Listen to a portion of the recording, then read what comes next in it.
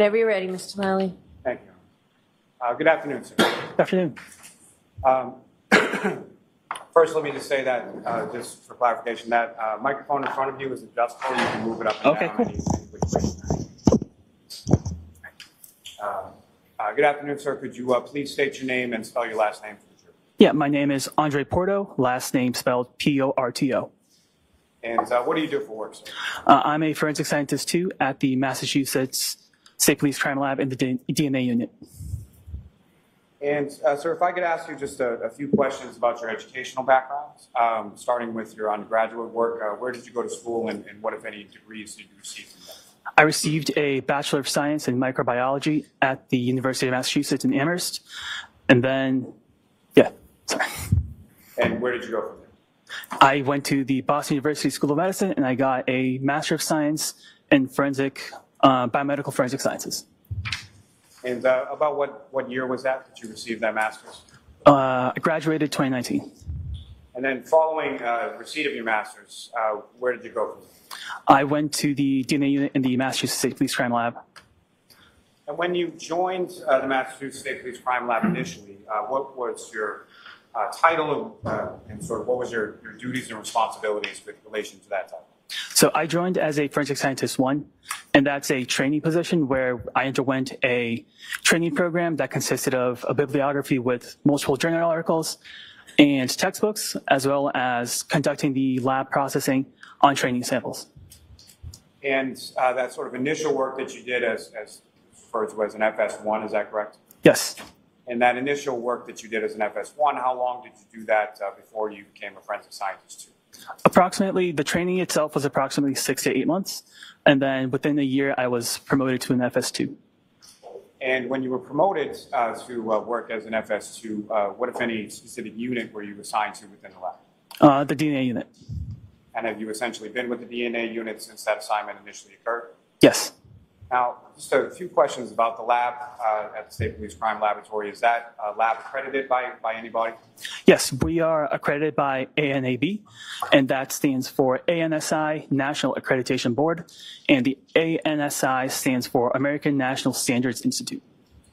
And with reference to that accreditation, can you describe to the jury just a little bit about generally in terms of what goes into an accreditation of a lab from ANAB? Yeah, so this organization, ANAB, they came into our lab and they reviewed all of our protocols, ranging from facility security to the protocols that we do in the lab to staff education and training, and to make sure that we're meeting all the standards that we are being accredited to. And the lab at MSPCL, its accreditation, is it up to date at this point? Yes. With reference to yourself personally, sir, in regard to your casework, in regard to your training, are you familiar with the term proficiency testing? Yes. And can you explain to the jury what that is and sort of how often and what consists of the proficiency testing that you run? Yeah, so a proficiency test is given on a semi-annual basis, so twice a year, by an outside agency, and we don't know what the results are, and we treat it as a regular case. So we take it through the regular DNA processing, and we have to pass that proficiency test to show that we maintain our competency in whatever work that we are doing in casework. And sir, as far as the proficiency testing that you've undergone, what have been the results of your proficiency testing? I've passed all of mine. Now, sir, it may be a term that's pretty well understood, but if you could explain to the jury, at least based on your training experience, what your understanding is of a couple of different terms. And first one, I'm going to start with DNA itself. What is DNA? Yeah, so DNA stands for deoxyribonucleic acid, and that is basically the genetic blueprint that makes us who we are. And we each have 2 copies of it. We inherited one from our mom and one from our dad, and that combination makes us unique. And with the exception of identical twins, everybody has a different DNA. And is DNA the same in every cell of a person's body? Yes, barring any rare mutations, DNA is the same. So if you take a blood sample and a saliva sample from the same person, the DNA should be the same. And what I'm going to ask you now is just a little bit about the process of DNA and how it's tested within your lab. Am I correct in saying that there's essentially 4 steps? Is that correct? Correct. And approaching sort of chronologically, one of the steps is called extraction, correct? Yes. Can you explain to the jury how it is specifically that DNA is extracted by yourself in general terms when you're testing it out? Yes. So for this extraction step, so I receive the samples. They're in like small tubes. They're closed. I will add a set of reagents to it, apply heat to that sample, and that will actually burst open the cells to make the DNA available for use. When you are extracting from a sample, do you know, or is there a way to sort of measure how much DNA you're extracting from a sample? Yes. And can you explain sort of how it is that you know that? Yeah, so that's the second step that we call quantitation. And we take a small portion of that DNA that we extracted, and we'll apply a different set of reagents and run it through an instrument that heats and cools down the sample, goes through a cycle, and allows us to estimate how much DNA is extracted. Now, sir, what is PCR? PCR is stands for polymerase chain reaction, and it's basically known as molecular xeroxing, where it's making millions of copies of specific areas that you can target of the DNA. I'm sorry, I didn't mean to step over. Sorry. Is that essentially the third step that you undergo? Correct. Now, what is a STR? It stands for short tandem repeat, and these are locations in the DNA that change each person. So it's comprised of small little repeats, and each person, however repeats you have at that location, is sort of what will show up in your DNA profile. How is it with your work in the lab that you identify DNA fragments? It's the fourth step where we call detection, where after we amplified the specific areas that we are looking at in the DNA, we'll run it through an instrument that will separate them out and generate the DNA profile. Now, within your work in the lab, are you familiar with terminology as far as a known item versus a questioned item? Yes. And can you explain what each of those mean in reference to your field and your work, and sort of what is the difference between the two? Yeah, so a known item is an item that's collected directly from an individual and is to be used for comparison purposes, whereas a questioned item is collected from, let's say, like a crime scene where we don't know the source. Now, as far as your lab or your unit within the lab, are there the DNA unit itself, does it follow sort of standardized policies and protocols? Yes, we do. And who approves of those particular policies, protocols, or procedures? Our technical leader. Now, could you explain the process used to analyze the evidence in this case? Yeah, so the evidence in this case underwent that four-step process I just described, which was extraction to quantitation to amplification, detection, and then interpretation of the profile that was generated.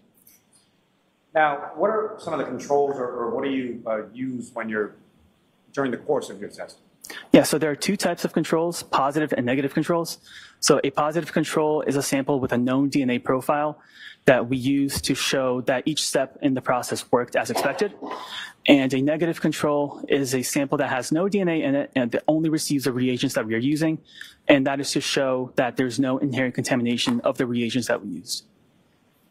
Let me ask you, sir, if you know, what are some of the ways to prevent sort of DNA transfer from yourself or from someone else working on the case or from other samples that you may be working on with other cases? Yeah, so there are many ways. One way is to clean the workspace before we start working and after, just to make sure that it's constantly being cleaned. Another way is to wear lab PPE, so personal protective equipment like lab coats, face masks, and hairnets. And another one is to make sure that we only have one tube open at a time so that we don't have any cross-contamination between samples. Your work specifically, sir, does it undergo some sort of review process? It does. And specifically your work in this case, did it undergo that same sort of general review process pursuant to the policies and procedures you were speaking about before? Yes, it did. Now, when a case comes into the Massachusetts State Police Crime Lab, it's assigned a specific case number, correct? Correct. And in this instance, I'm referring to a case number entitled 22-02184. Familiar with that case? I am. And you did tested a number of different items within that case, correct? Correct. Now, as far as the items are concerned, similar to how items from a specific investigation or case are assigned a case number, are those different items assigned different item numbers as well? Yes, they are. And if there is something that is taken, swabbed, or cut, or something from a specific item, how is that labeled in relation to the item that it was taken from? So basically, so let's say we have a parent item that's numbered 2-1. And then if we take a cutting of that item, it would be called, if it's the first cutting, it would be called 2-1.1. Now, in this case, sir, was a known standard processed? Yes, it was. And can you explain to the jury sort of how that process occurs in regard to processing a known standard?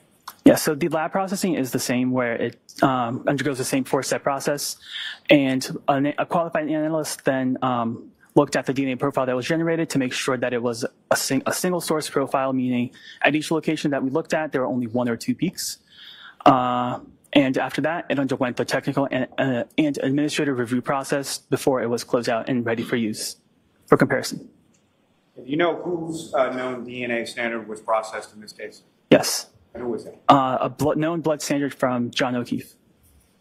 Now, as far as your involvement in this case, what was your involvement in this case? I performed the testing of the questioned items. And did you have occasion to perform DNA analysis on certain items submitted to your lab in connection with this case? Yes, I did. And let me ask you about some specific items. Were you asked to perform some analysis on a item labeled 3-1.1? Yes, I was. And if you know, what was that a sample from? Would I be able to refer to my notes? Thank you. So that was a sample from passenger side tail light. And with respect to that, there was a sample that was, or DNA profile that was generated from that swab from the tail light, correct? Correct. And what, if anything, were the findings, or what kind of, what was the conclusion of the analysis of the profile from the swab taken from the tail light of the vehicle? The DNA profile was interpreted as a 3-person mixture, including male DNA. And to be more specific, when an item comes in, it's assigned an item number. There's also a description that's provided along with sort of where the item came from. Correct. And so specifically, item 3-1.1 is a sample from passenger side tail light, and it gives a specific Massachusetts registration plate of 3GC684, correct? Correct. And so from the analysis of the swab or the profile that was obtained from the swab from the tail light, what, if anything, was that compared to? John O'Keefe standard. So the sample from Mr. O'Keefe? Correct. And with regard to that, was that a comparative analysis that you conducted yourself? Yes. And what, if any, opinions or conclusions did you come from as far as the comparative analysis between the swab from the taillight from that vehicle and the profile from Mr. O'Keefe? Yeah.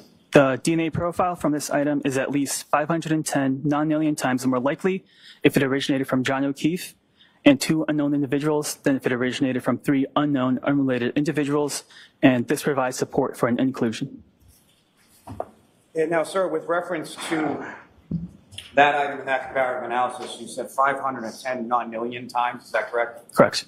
And non-alien, just for clarification purposes, do you know how many zeros that is? It's a 1 followed by 27 zeros. And with regard to that item coming from, or the profile containing the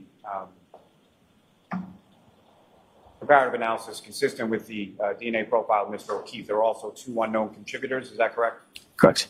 Now, with regard to that, are you familiar with that item or the profile from that item being submitted along with some other samples to an outside vendor called Bodhi Technology? Correct. Now, with reference to another item contained within that, are you familiar with an item 3-6? Yes. And what is item 3-6? That is the root end of hair from exterior passenger side rear panel. Now, sir, as far as hair is concerned, try for the jury a little bit about sort of DNA and how that works between, well, let me ask you this. There's essentially, when it comes to a hair sample, there's typically going to be a root end and a shaft end, correct? Correct. And where from the DNA, as your lab is concerned, where is that, where are you able to sort of test from, or where would you be looking to extract a sample from in order to perform testing? Yes, so our testing for hairs, the DNA will be coming from any tissue that might be attached to the root end of the hair. And so you're looking for specifically sort of follicular tissue, is that correct? Tissues attached to the hair, yes. Now, as far as you're familiar with the terms sort of autosomal DNA versus mitochondrial DNA? Yes, I am. And can you explain for the jury briefly just sort of what your understanding is of each of those two terms and what, if any, differences there are between the two? Yeah, so autosomal DNA is present in the nucleus of the cell. That is, we inherited that from one copy from our dad, one copy from our mom. As mitochondrial DNA is present within the mitochondria, and that is inherited via the mother. Now, your lab at the Massachusetts State Police Crime Laboratory, is the lab equipped or does your lab do mitochondrial DNA testing? We're not equipped to do mitochondrial testing. And so when you say that the lab is not equipped to do the testing, what exactly does that mean? So we don't have the instruments or the facilities to do that testing, and we don't get that testing requested very often, so it makes more sense to send it out to an approved vendor to do that testing. And one of those approved vendors would be the Porto Technology Lab in Lorton, Virginia that you were discussing previously? Correct. And as far as your understanding is that Porto Technology is equipped and does do mitochondrial DNA testing, correct? Correct.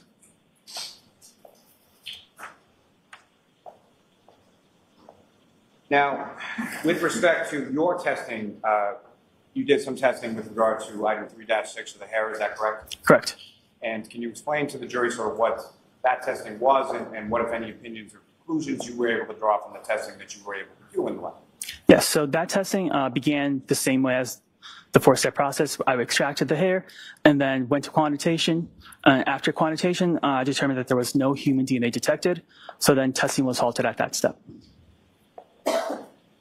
And so what, if anything, was the results of that testing that you conducted with regard to that? That no human DNA was detected, so STR analysis was not performed. Now, that phraseology there as far as no human DNA detected, what does that mean? So quantitation is looking specifically for human DNA, and we couldn't detect that with our instruments. It's not speaking to the hair itself. It's just that we could not detect any human DNA. That's not so much to say that there is no DNA on the hair, it's just that it is below the level of detection that you're qualified to report. Is that fair to say? That's correct. Now, with regard to the taillight sample, if I could step back to that for a second, the 510 non-alien times, what, if any, relationship does that have to sort of the overall world human population? So the world population, I think, currently is about 8 billion, which is an 8 followed by 9 zeros, and 510 non-alien has 30 zeros in it. So it's larger. Significantly more. Correct? Significantly larger, sir, yes. Now, sir, if I could turn your attention to some other items that you tested in relation to this case.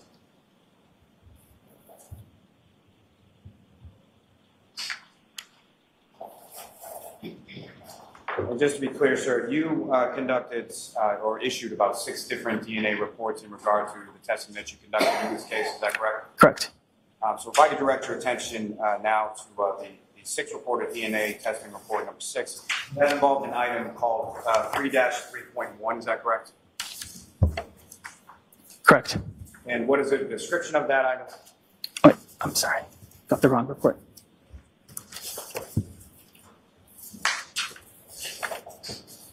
That is a sample from apparent glass on rear bumper. With the same mass registration plate as the taillight, is that correct? Correct.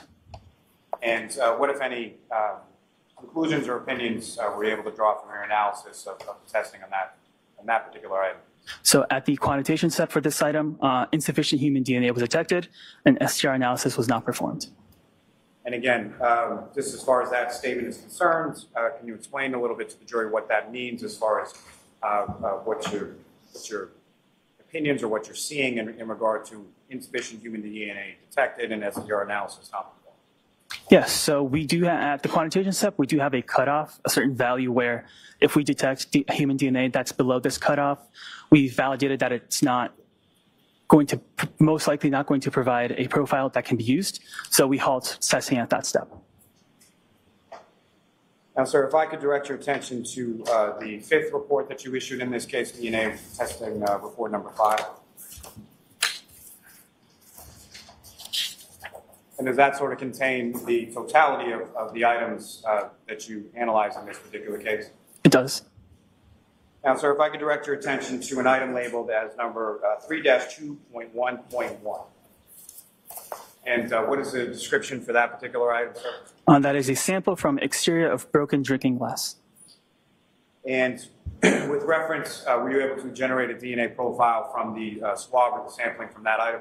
Yes. And what, if any, comparison were you able to do in regard to the DNA profile of Mr. O'Keefe?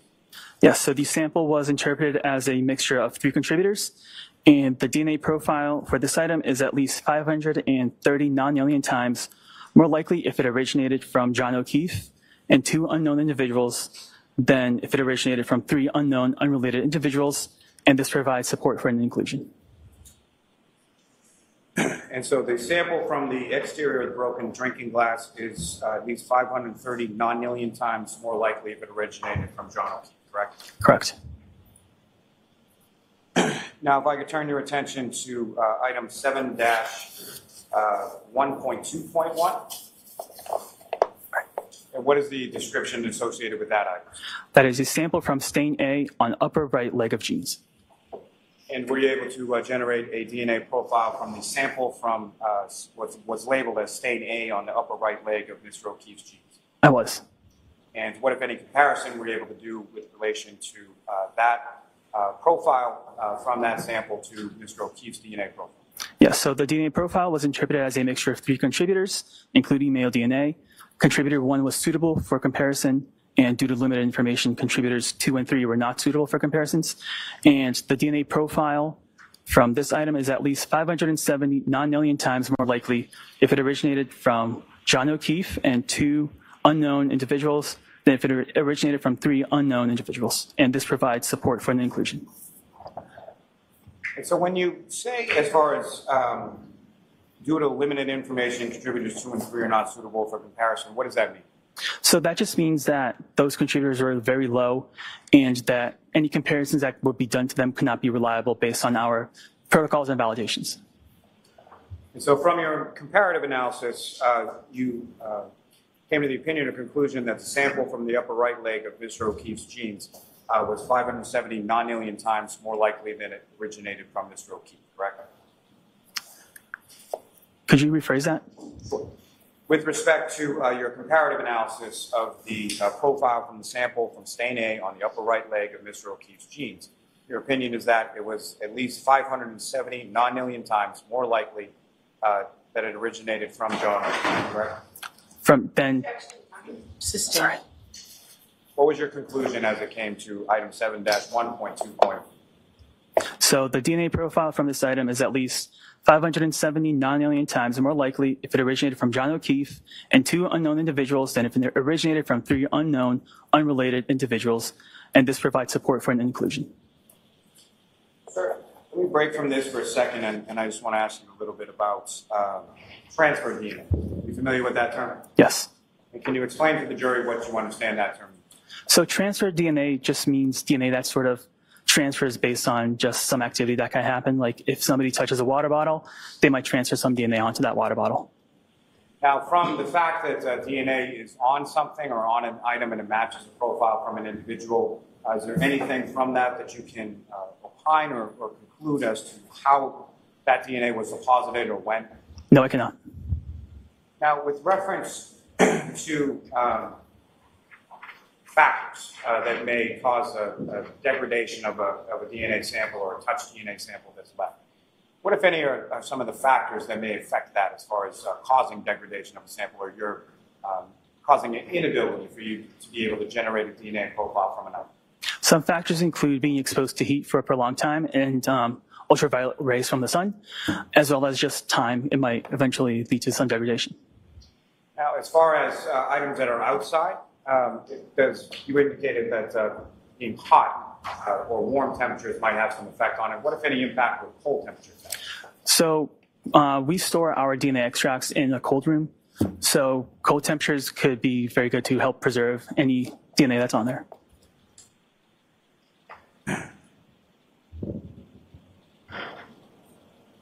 Now, if I could turn your attention back to your report number 5 and ask you with reference to item 7-1.3.1. And can you, what is the description for that item, sir? That is a sample from stain B on upper right leg of genes.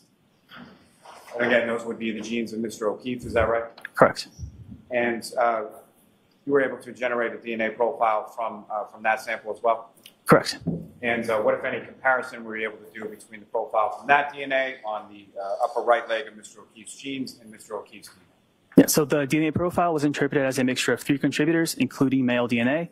And the DNA profile from this item is at least 660 non-alien times more likely if it originated from John O'Keefe and 2 unknown individuals than if it originated from 3 unknown, unrelated individuals. And this provides support for an inclusion. Next, if I could turn your attention to item 7-1.4.1, and what is that sample, or what is that item or sample from? That is a sample from stain C on upper right leg of genes. And those genes would be Mr. O'Keefe's genes as well? Correct. And were you able to then generate a DNA profile from that sample? Yes. And what, if any, comparison, or what, if any, conclusions or opinions did you draw from a comparative analysis of the DNA profile from that sample from the upper right leg of Mr. O'Keefe's genes and Mr. O'Keefe's DNA profile? So the DNA profile is a mixture of at least 2 contributors, including male DNA. Contributor 1 is suitable for comparison, and due to limited information, contributor 2 is not suitable for comparison. The DNA profile was interpreted as a mixture of 2 contributors, and the DNA profile of this item is at least 830 non-alien times more likely if it originated from John O'Keefe and an unknown individual than if it originated from 2 unknown, unrelated individuals, and this provides support for an inclusion.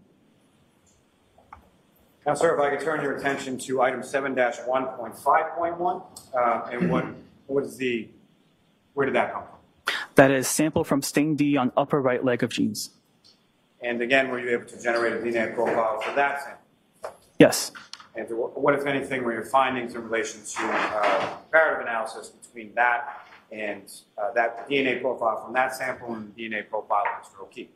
The DNA profile was interpreted as a mixture of 3 contributors, including male DNA, and the DNA profile from this item is at least 670 non-alien times more likely if it originated from John O'Keefe and 2 unknown individuals than if it originated from 3 unknown, unrelated individuals, and this provides support for an inclusion.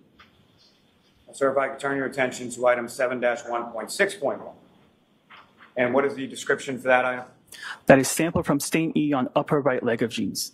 And were you able to also generate a DNA profile from that sample? Yes. And did you then conduct a comparative analysis between the DNA profile from that sample and the DNA profile from Mr. O'Keefe? Yes. And what, if any, conclusions or opinions or findings did you have in regard to that comparative analysis? Yeah, so the DNA profile was interpreted as a mixture of 2 contributors, including male DNA.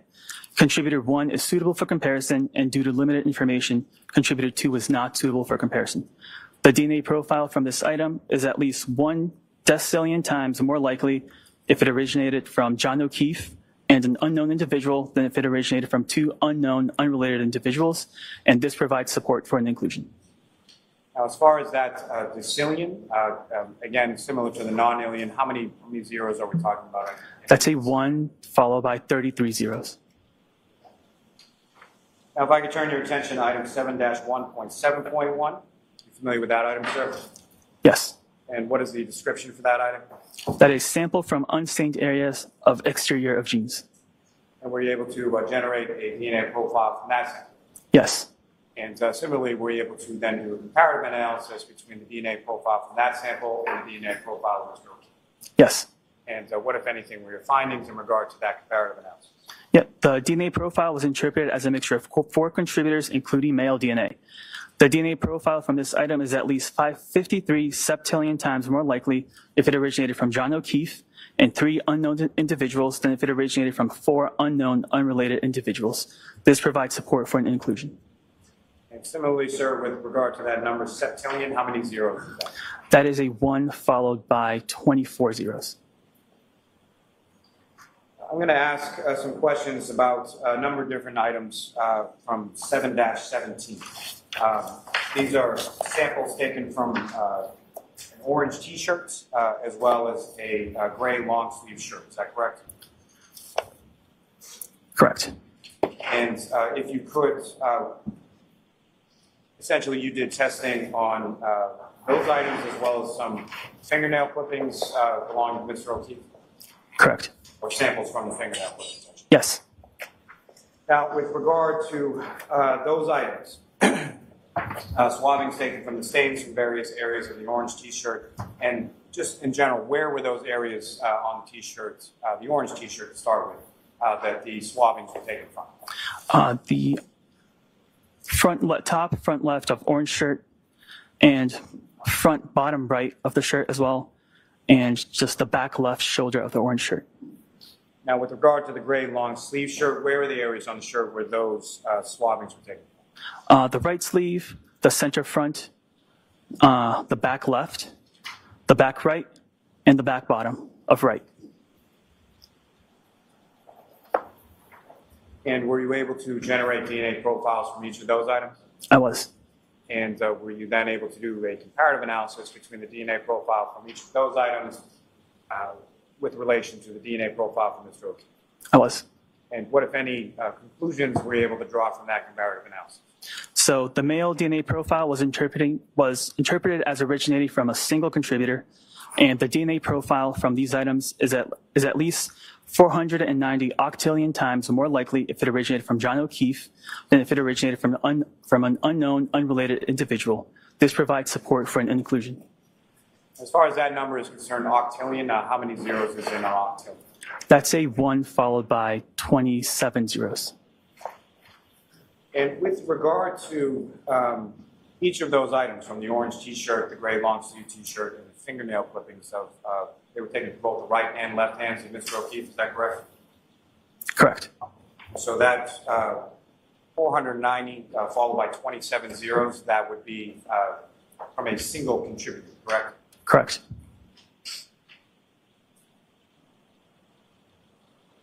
Now, sir, if I could turn your attention to item 7-18.4.1, you're familiar with that item? Yes. And what is the description associated with that item? Sample from stain C on top front gray long sleeve shirt. And were you able to generate a DNA profile with respect to that item? Yes. And were you able to then do a comparative analysis between that DNA profile from that item and the DNA profile of Mr. O'Keefe? Yes, I was. And what, if any, conclusions did you come to with regard to that? The male DNA profile was interpreted as originating from a single contributor. The DNA profile from this item is at least 58 octillion times more likely if it originated from John O'Keefe than if it originated from an unknown, unrelated individual. This provides support for an inclusion. And with regard to that stain from the gray long sleeve T-shirt, again, that was determined by you through your testing to be DNA from a single contributor matched to John O'Keefe, correct? It was determined to be from a single contributor, yes.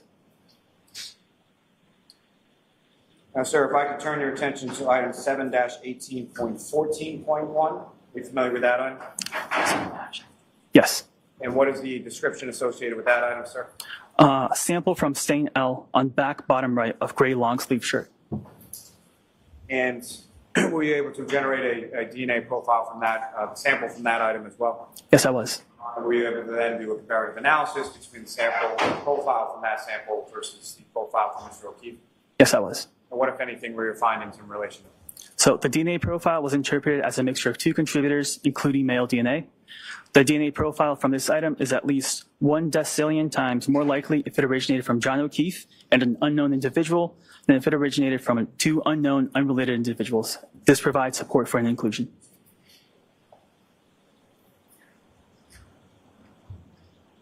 And, sir, I'm going to ask you, or draw your attention to item 7-18.17.1. Familiar with that item? Yes. And what is the description associated with the sample from that item? Sample from unstained areas of exterior of gray long sleeve shirt. And were you able to also generate a DNA profile from that sample? Yes. And what, if any, were you able to then do a comparative analysis between the sample profile from that sample and the profile from Mr. O'Keefe? I was. And what, if any, conclusions did you come to with reference to that comparative analysis? The DNA profile was interpreted as a mixture of two contributors, including male DNA. Contributor 1 is suitable for comparison, and due to limited information, contributor 2 is not suitable for comparison. The DNA profile from this item is at least 960 non-million times more likely if it originated from John O'Keefe and an unknown individual than if it originated from two unknown, unrelated individuals. This provides support for an inclusion.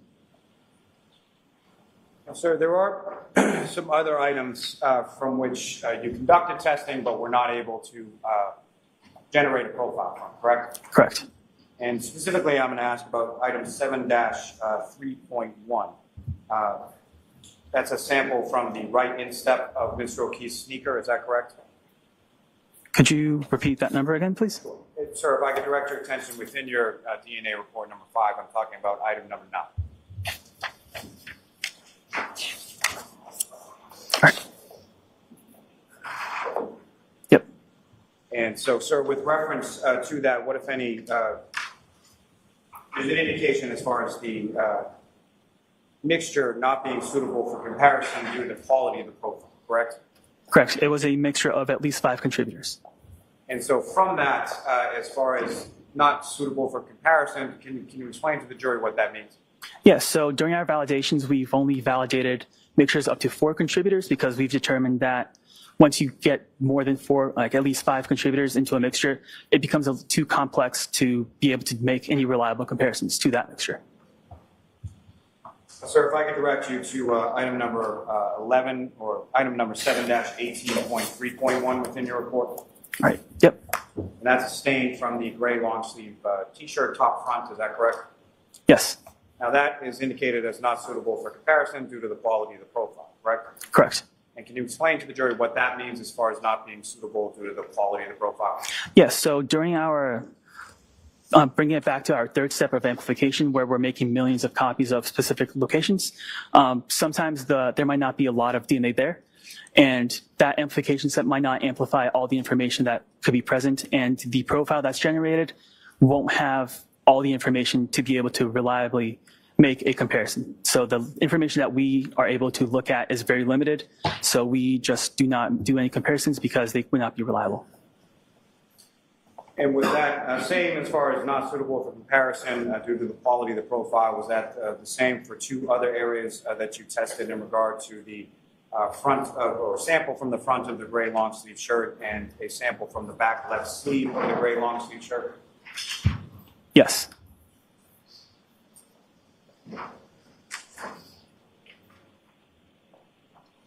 May I have a moment? Yes.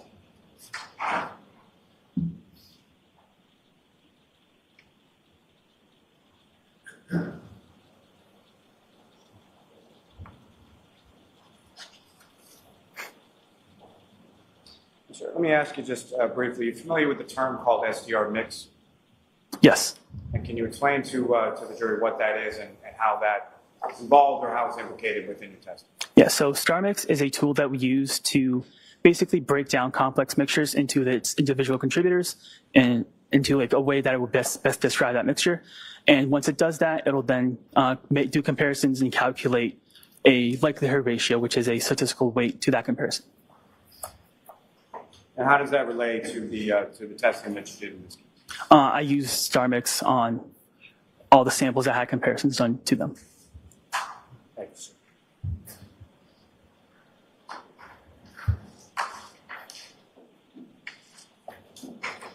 Thank you, sir. I have no further questions, Your Honor. Ms. Little? No questions. Thank you. All right, Mr. Porto, you are all set. I'm going to allow